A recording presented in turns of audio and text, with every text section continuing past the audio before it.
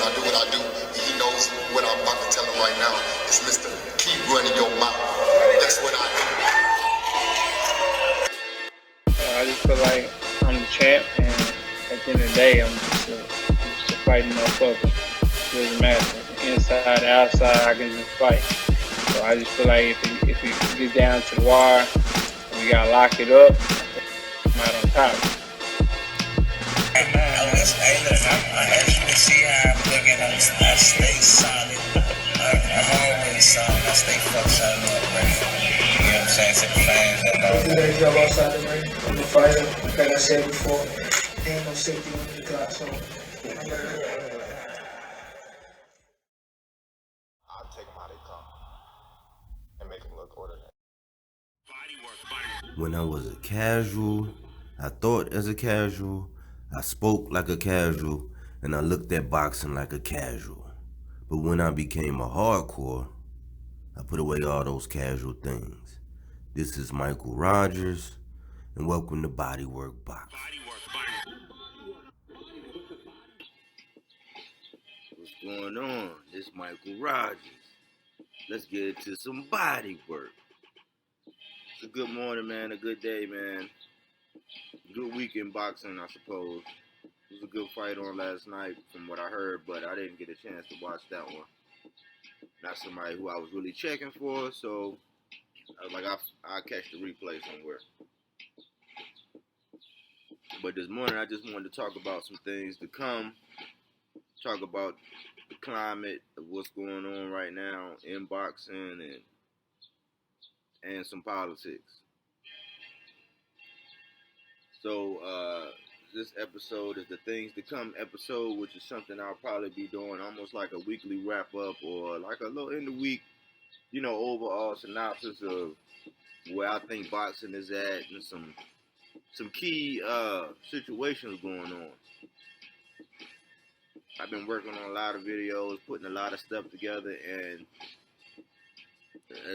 I guess it's a good thing that I'm not monetize or anything, because I can kind of get away with using some footage and sometimes using some music that I wouldn't be able to do. But one of the things is, as a boxing journalist or podcaster or whatever you want to call it, hardcore, it's kind of hard to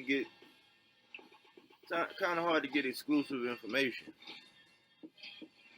And I say that because it's a big thing about the heavyweight champ and how he went in silence mode, but it's like he only gave or granted one group of people access to him, so it's like can't talk to him, can't ask questions, can't even have good discourse or dialogue online about him without somebody being triggered. And I'm like, look, everybody and their mama, when they get asked about a fight or have an upcoming fight or got something going on, they're asked about him in the fight against Fury. They always asked about it, but it's like in reporting on it like every day, all day, when there's nothing new to report, there's no new found, there's no new. You've been out of the ring for what, 19 months? Soon we'll be saying, 20 months? Been out of the ring for that long. Fight ain't coming up until October. And it kind of puts people at a impasse when wanting to really, discuss some things and talk about boxing. You know what I'm saying? Not just the politics. I'm thinking, man, I'm still stuck on my proof. Go ahead and show the proof and destroy everybody. Clean up the reputation of all parties involved. And let's move forward. Got that out the way. I've been working on a video about Earl Spence called The Truth Is. And he's the street sweeper. Just finished up on Bud the other night. Did an episode on him. Top ranks, Top Gun, and the need for him to fight a top dog. So I did that on him, and I talked about how when you talk about Bud and things surrounding him, even though you give him all the praise in the world, to the Bud only fans, they see that as hate. So I pulled out what I could find on him actually stating out of his mouth that he hasn't had the big names. Because that's all it really is. That's the only knock on Bud, and that's not a knock on Bud. The big names, the level of competition, It's just like everybody thought the Ravens was actually gonna go to the big Super Bowl 2 years ago, and they had everything. They were just running through people. They had like a highly prolific running game. Lamar Jackson was coming into his own. He was tearing it up, and they were just doing their thing. And they got in the playoffs with the Titans, and the level of competition was like neck and neck. Needless to say, neither one of them didn't make it to the Super Bowl.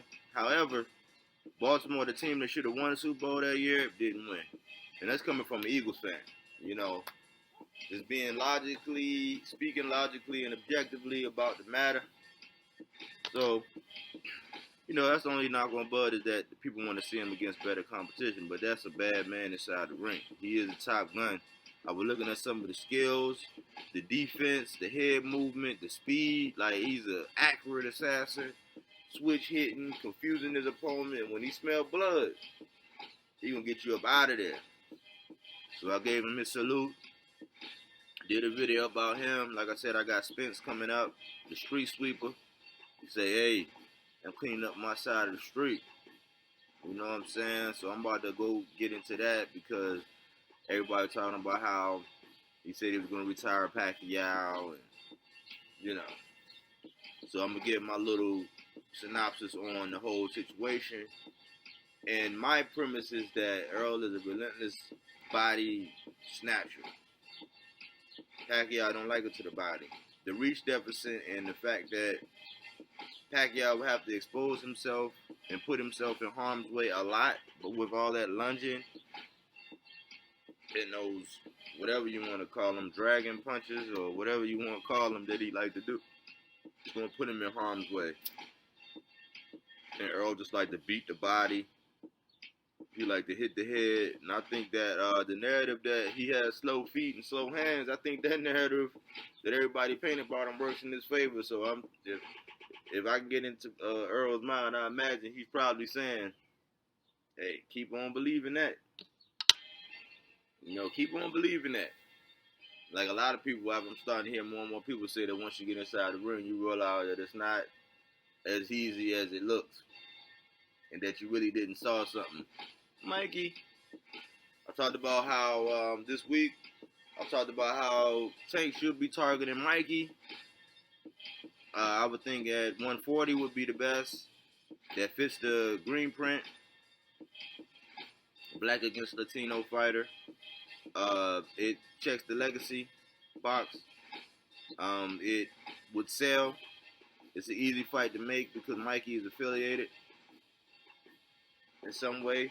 And he's been showing that he can actually get some things done with making some big fights. But I think Mikey and Regis is in talks, which I thought Tank and Regis would be a good fight anyway. And that's a nice little triangle there. Before that, I talked about why Devin and Tank should be targeting Loma, but how Loma wants to sit around and wait for T.O. I talked about T.O. and the takeover and how once he became undisputed, you know, things kind of changed. Thought he was playing chess for a little while. Made a couple moves with Trilla and Bob, and some of it looked eerily similar to playing checkers. And now in the fight with him and Kambosos might be gone. He might be leaving the strap. Devin, and how people now starting to fatten Kambosos' stock now because Devin might have a potential to fight him on a unification, which I thought was ironic because I was talking about how when T.O. was fighting, I started explaining, hey, man, this guy ain't nothing to shake a stick at. Kambosos actually fought Mickey Bey. He dropped him and beat him. And Mickey Bey was Devin's former trainer. So I was like, this dude ain't nothing to shake a stick at. This ain't no just step over. He ain't, you know, he coming. You know, he left his wife and family. He left his country. He trained hard. He didn't get sick. He didn't get in trouble. You know, he was ready. He kind of was really selling that fight. But now, all of a sudden, T.O. talking about dropping the strap, and he might be facing Devin now. Everybody talking about, oh, man, Kambosos, oh, he was sparring with Manny Pacquiao. I guess that knowledge wasn't out there before when he was training for T.O. How he been and how Kambosos had been Manny Pacquiao's sparring partner. Narratives. How we like to paint narratives. I'll take them how they come and make them look ordinary. It is funny out here in these streets. So now the WBO has actually ordered the Bud versus Sean Porter fight. And man, people online talking big shit. Man, I got Bud stopping Porter. I see one dude say that Sean Porter gonna work Bud like a lunch pail. So I was like, man, it's a good fight.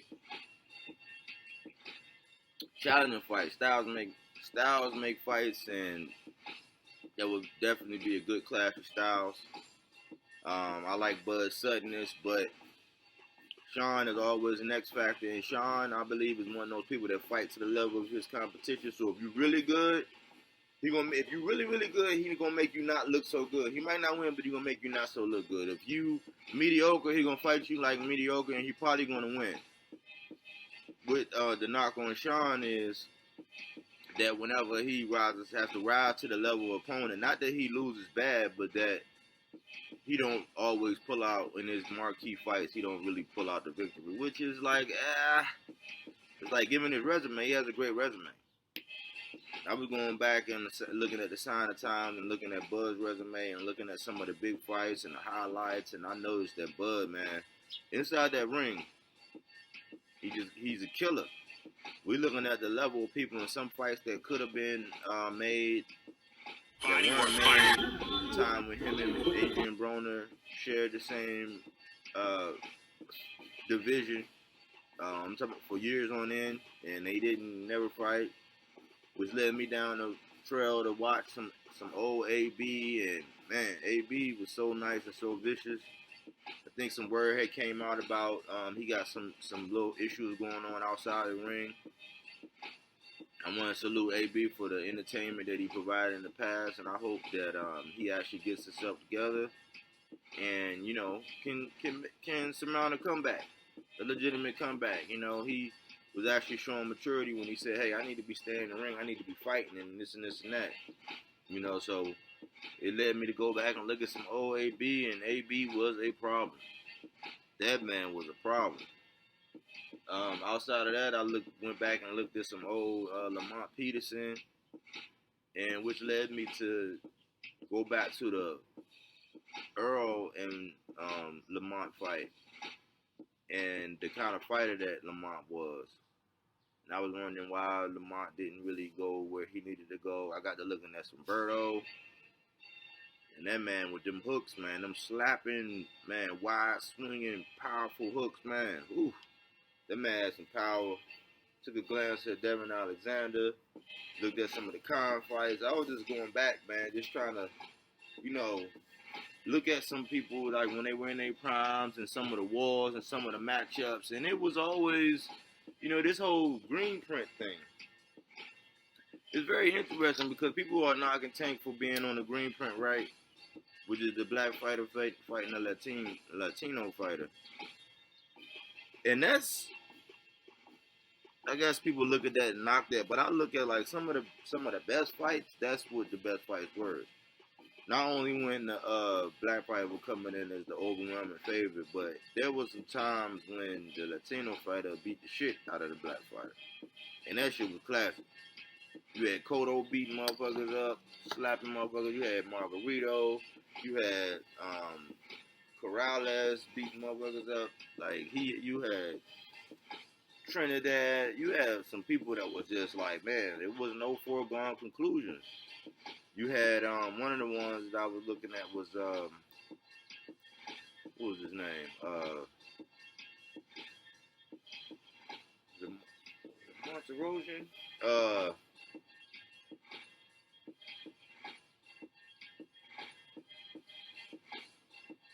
The one that Danny went to war with him, life and death. He went to war with Zab Judah. Mattyhs. Bad boy back in the day, man.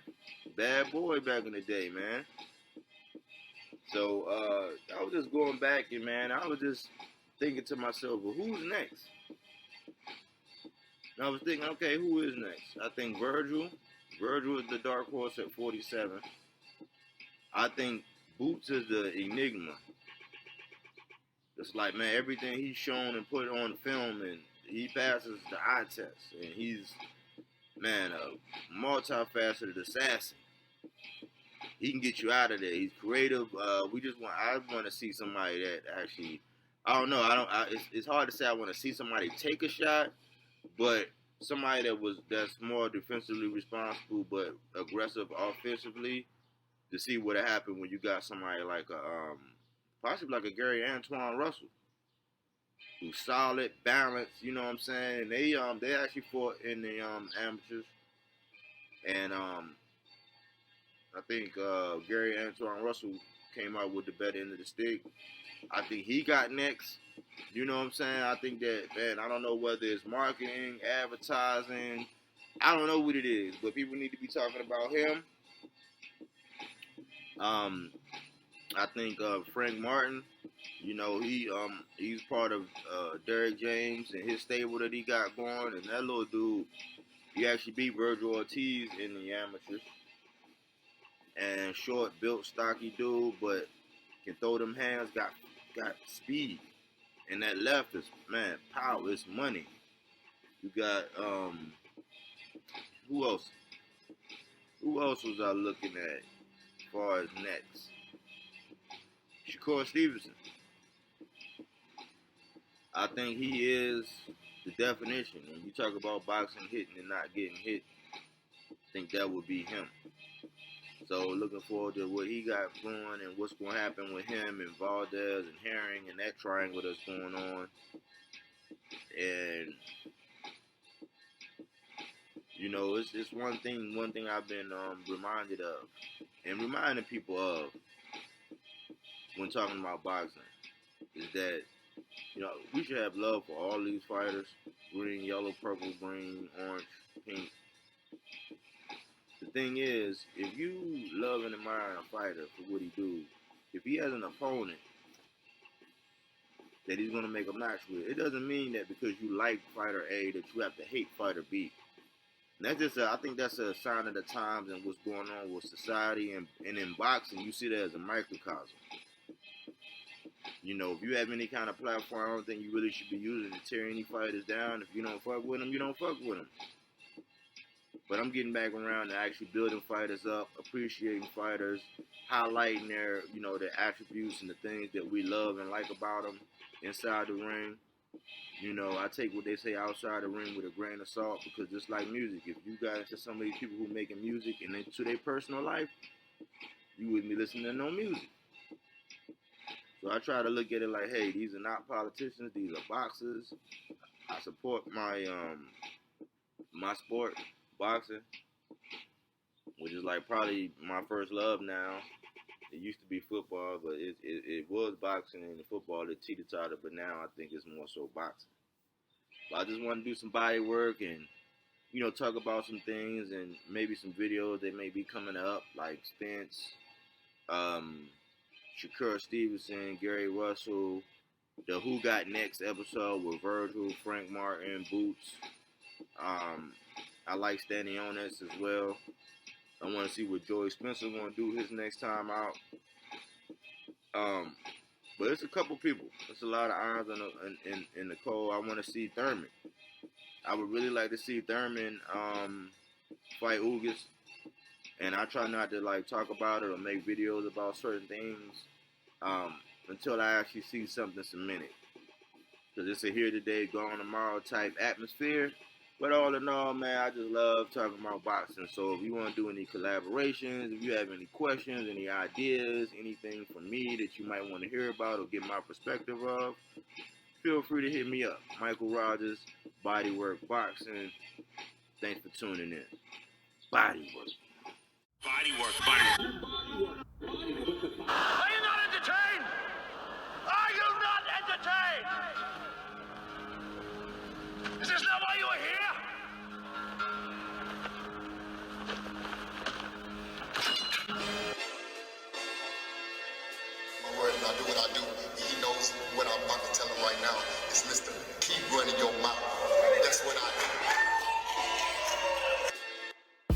feel like I'm the champ, and at the end of the day, I'm just a fighting motherfucker.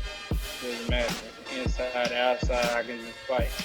So I just feel like if it gets down to the wire, we gotta lock it up, I'm out on top. Hey, look, as you can see how I'm looking, I stay solid. I'm always solid. I stay fuck solid up, bro. You know what I'm saying? To the fans that know. If you ready to go outside the ring, I'm a fighter. Like I said before, there ain't no safety in the glass. So I'm ready to go.